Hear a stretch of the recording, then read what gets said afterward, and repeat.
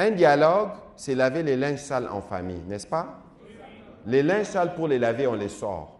La crise que nous connaissons, ce n'est pas une crise de légitimité parce que le président a été élu massivement à 73%.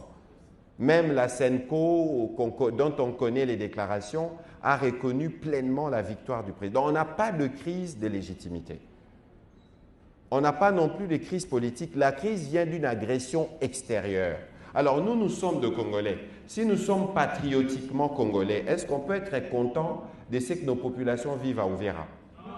Est-ce qu'on peut être content de ce qu'en 4 ou 5 jours, on a tué 10 000 Congolais à Goma?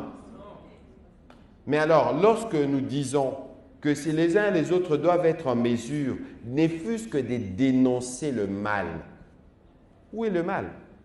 Nous étions à Luanda. À Luanda, on est parti à l'invitation du président angolais, président en exercice de l'Union africaine.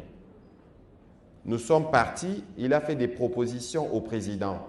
Le président est revenu, il a tenu des réunions, il est retourné. Et le président angolais, président en exercice de l'Union africaine, s'est assumé. Il a fait un appel public au cessez-le-feu. Parce que nous, depuis les débuts de ces processus, nous sommes transparents. Il n'y a rien que nous ne faisons sur lequel nous ne communiquons pas.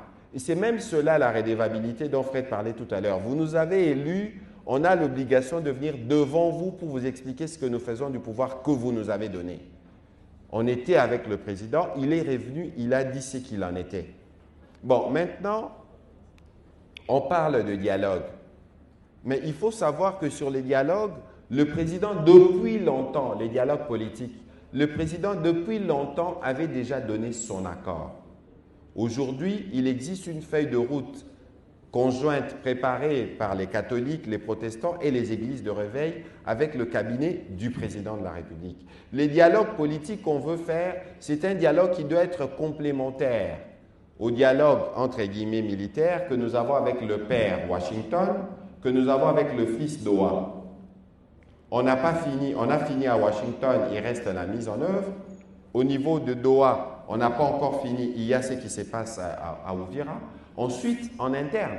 Donc, les moments venus, c'est le président qui va convoquer ces dialogues, mais ces dialogues doivent venir se mettre en cohérence avec ce qu'on aura fait à Washington et à Doha pour être sûr que nous avons tous les pans de la crise. Alors, il faut que les uns et les autres évitent de voir la politique politicienne partout. Parce que nous ne sommes pas dans un gouvernement de propagande. Les autres sont dans une propagande parce qu'il y a un besoin de désorienter l'opinion. La manipulation, vous pouvez la bloquer. Et pour bloquer la manipulation, vous savez quel est le bon comportement qu'il faut adopter. Lorsque vous identifiez un message qui vient clairement du Rwanda ou des comptes rwandais, pourquoi vous y croyez? Nous, on n'a rien à cacher. De toute façon, il n'y a aucun événement qui ne s'efface, qui ne soit pas relayé par un média officiel ou un média connu, Top Congo, Actualité ou RFI ou tout. Mais pourquoi nous croyons à ce à quoi on ne devrait pas croire? Pourquoi nous utilisons nos téléphones pour passer les messages des autres?